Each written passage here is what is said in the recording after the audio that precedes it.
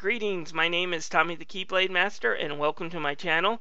Today we're going to be doing a Super Mario Bros. 3 Let's Play. And this will be my second time through this game trying to do a Let's Play. I tried to do one earlier and I lost some of the audio files. Stupid me.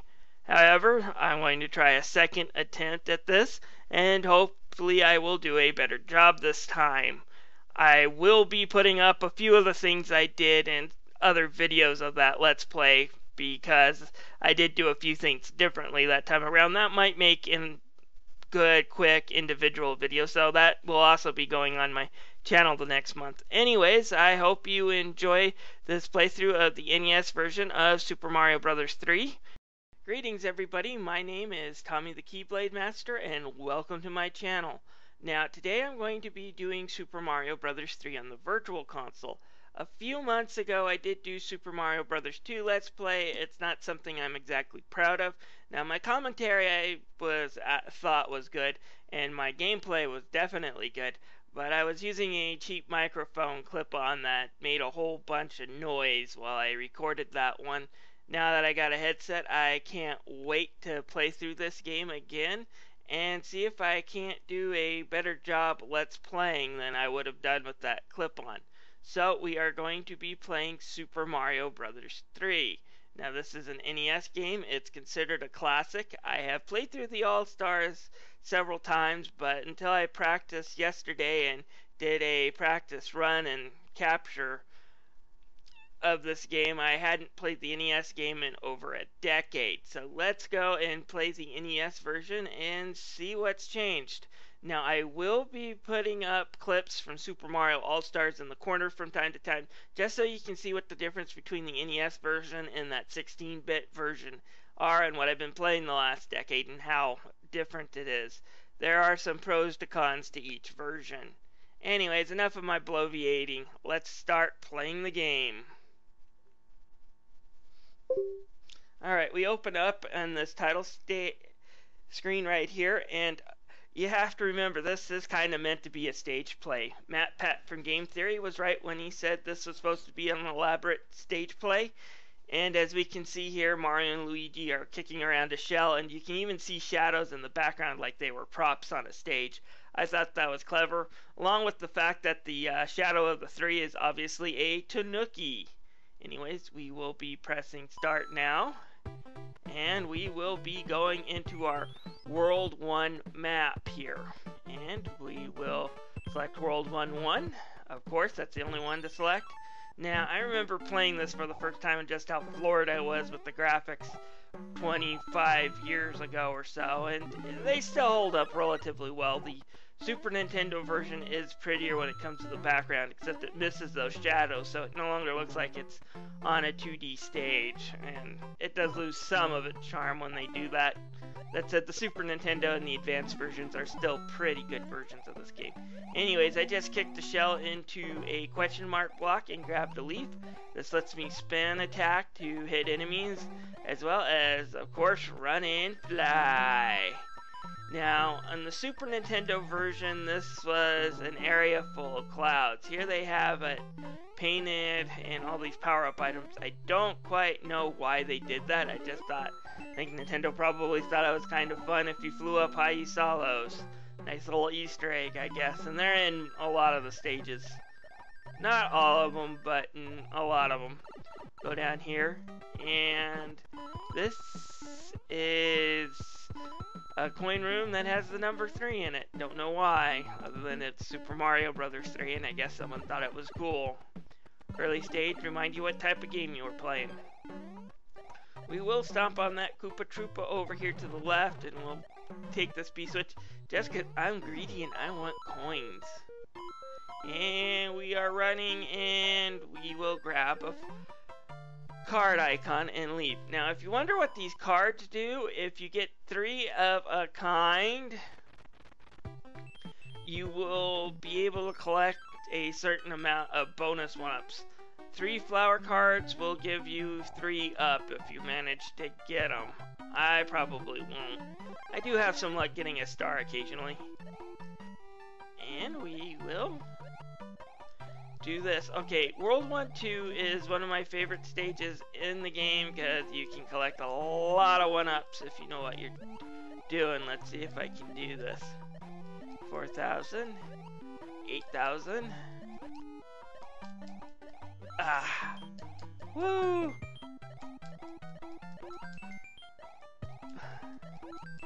Let's see here. When I did it with my practice run through Let's Play, which I'm going to publish some of it, I lost some of the audio commentary, so I had to redo this Let's Play, so I consider that one a practice one. But I will probably post it into a few separate videos because there were a few things I tried using the emulation. For one thing, I found out the toad houses might not be as rigged as people think. But we won't stop and do that this time. Alright.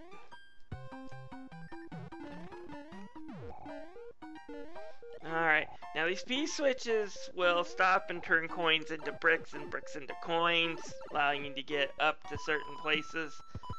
Here's a bonus coin room. You don't need to enter this one because it just takes you right back here, and if I wanted to, I could repeat the 1-up thing, but I think I can do the game with 21 lives from here on out. Just in case, I'll grab another 1-up that's hidden in there. Woo. Hey, get back here. Alright. Whoa! Stupid Goombas.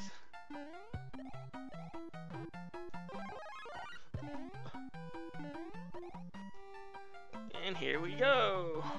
And Invincible Super Mario. I was always floored with the way you could somersault around. And there goes any hope of me getting a lot of bonus lives from the cards. That said, I can still get 3-up. Alright, let's do 1-4 first for a change. Now, these 1-3 and 1-4 are completely optional. However, they're worth doing.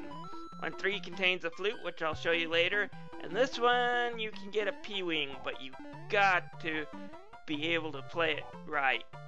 And someday I'm going to learn that 1-up mushrooms travel the way Mario is looking when you get them out, while magic mushrooms travel the opposite direction Mario is looking. That's one of the things I do get frustrated with the game, is the way they change the mushrooms. I'm kind of glad Nintendo hasn't done that with the other Mario games. Still not as frustrating as the poison mushrooms from the lost levels. Come on, come on, come on, come on. Yeah! Now, in my practice play, I did not get that wing. Let's see if I can get the wing this time. And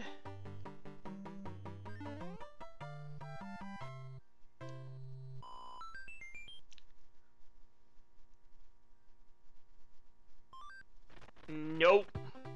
Okay, what you have to do is you have to collect enough coins, and I must have been still a few shy. I thought I might have missed a coin box, but you have to pretty much collect almost every coin you can get from that stage. And then a blue toad house will sometimes appear with the wing, but it's hard to do. But it makes that stage worthwhile going through, even though it is the hardest stage in World 1. Alright, World 1-3, this one has a flute and it's easy to get. But first, we are going to go to Coin Heaven. We'll kick that shell, and I'll grab these 10 coins first, just because I can. And we'll ride that up into Coin Heaven. Now, what's nice about Coin Heaven is that I can fly up if I time my jump, and I think I might have already missed it. Come on, alright. Still got it. There's some more coins than a 1-up there, so if you have a tail when you hit one of these things, fly up, you'll be glad you did. Alright, now the exit is definitely that way, but we're going over here. And yeah, I lost my tail, but that's no biggie. Just hold down and B, and we will fly through the floor and into the background.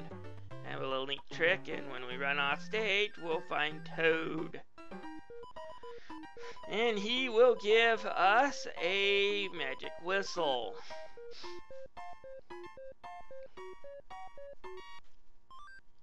Now, last time I did a Let's Play through walkthrough here, I did test to see if the toad houses are rigged, and while some of them certainly are, because you're guaranteed a certain item when you hit them, toad houses like these that just give you random weak items are actually not rigged, at least not when I used the quick save from the Wii emulation, so that kind of surprised me. I kind of did believe they were, but they do hold different items.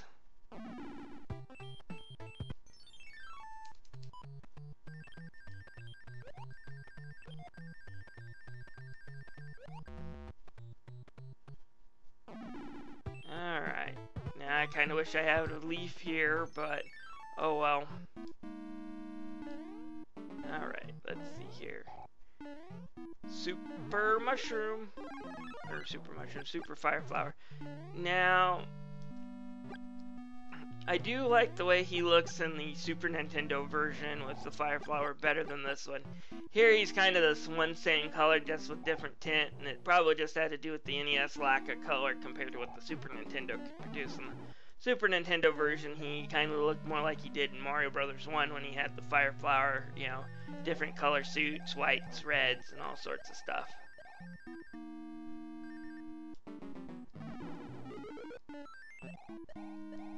Alright, I got a flute. As you notice, because I didn't complete that fortress, that lock didn't disappear.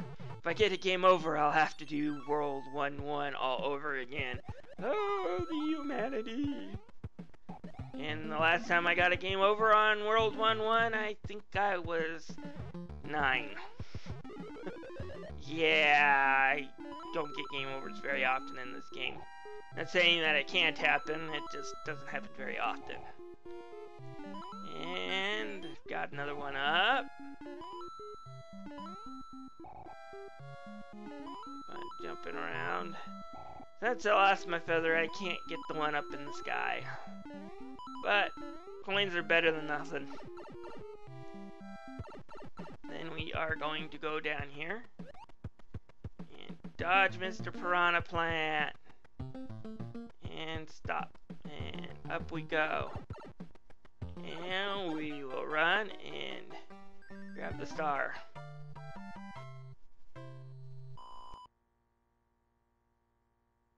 Ooh. Okay, these match houses appear at random. It has something to do with the time and score you got in the last stage. I don't quite remember the specifics. But anyways, what you do here is you gotta flip over 2 cards. If they match, you get the item. Usually weak items, mushrooms, fire flowers, and stars, so you're not going to pick up anything rare. But there's also went up some coins in these cards too. Alright, got a fire flower. Ooh. Ooh. So far so good, I've been lucky.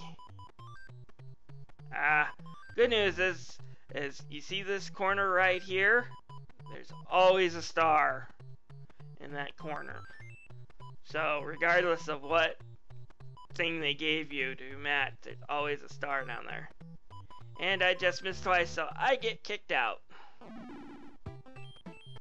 Alright, back to the main game. Alright, World 1-6. See if I can't do this one just a little bit better. I came in here with fireballs and was just a little bit reckless. Yeah, alright.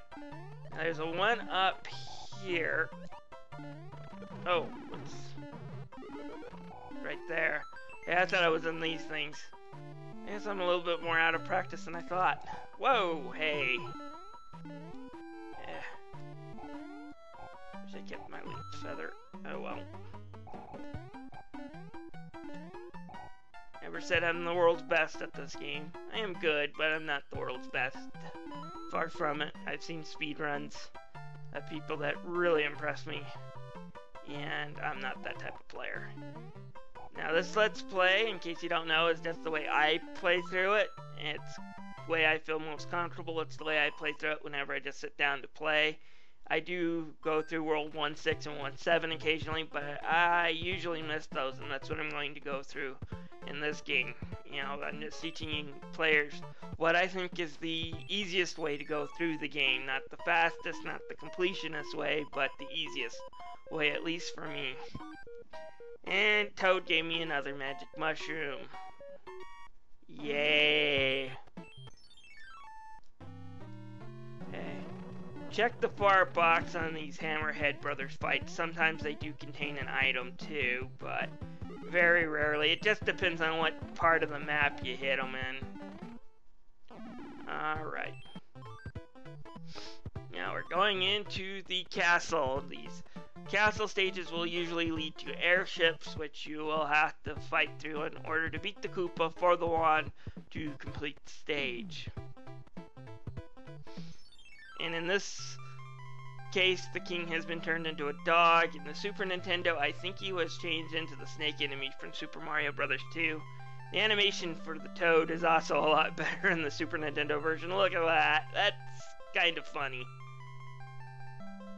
How different the NES was back then, I guess. And got these very slow-moving cannonballs. I could just imagine playing Assassin's Creed 4 Black Flag with cannonballs that move that speed. That would be a pain. You definitely wouldn't sink any ships, that's for sure.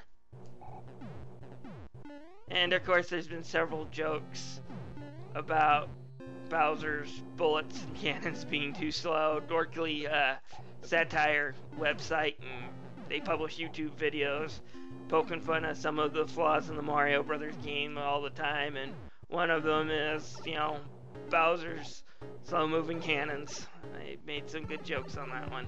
Alright. And I got killed! That rarely happens. But, like I said, alright. Now, one of the most useless power-ups in the game, I think, is the anchor power-up. It keeps the airship from moving on you. However, since I just completely obliterated stage 1, there's no place this thing can hide, even if it moves across the map. In 2-player, though, I guess it's a little bit useful, I guess, if you don't want the second player to get into a position where he can enter the airship, because there's a rare item for whoever beats the Koopa Kid. For this one, it's a P-Wing, and in 2-player, you might not want someone else to get that wing. Like I said, this is a very competitive game in 2-player. I haven't played any of the new Super Mario Brothers and their multiplayer modes yet, so I can't tell you, but as far as the classic games, this is easily the most competitive Mario Brothers game. And trust me, there's been fights among friends of some of the stuff you can do to each other, especially when you enter the Mario Brothers mini game, just to decide who's going to take the next turn and get the next item. Fights can happen with this. Alright, got a magic wand. And we're going to fall down and give the wand to the king. Oh, thank heavens, I'm back to my old self again. Thank you so much. Here is a letter from the princess. Greetings! If you see any ghosts, be careful. They will give chase if you turn away. I have enclosed a jewel that helps protect you. Basically, a little bit of advice when dealing with the fortresses from now on, because they will have to deal with boos. And they move really fast in this one compared to what they do in a lot of the more modern games. They move faster in this one than they do in the All-Star version. In fact, of course, in the All-Star version, they make up for it, because there's this little ghosting pattern they make, and you'll still take damage if you hit the ghosting pattern as well. Anyways, I just got a P-Wing, and just one last note before I end this video in this part of my Let's Plays, because I'm going to be breaking this into weekly segments, is that you notice how that little watermark of hers is talking. I'll put up the Super Nintendo version, and as you can see, it's fully colored, but there's no animation, so I'll let you decide which one's better. Anyways, this is Tommy the Keyblade Master signing out. If you like my Let's Plays,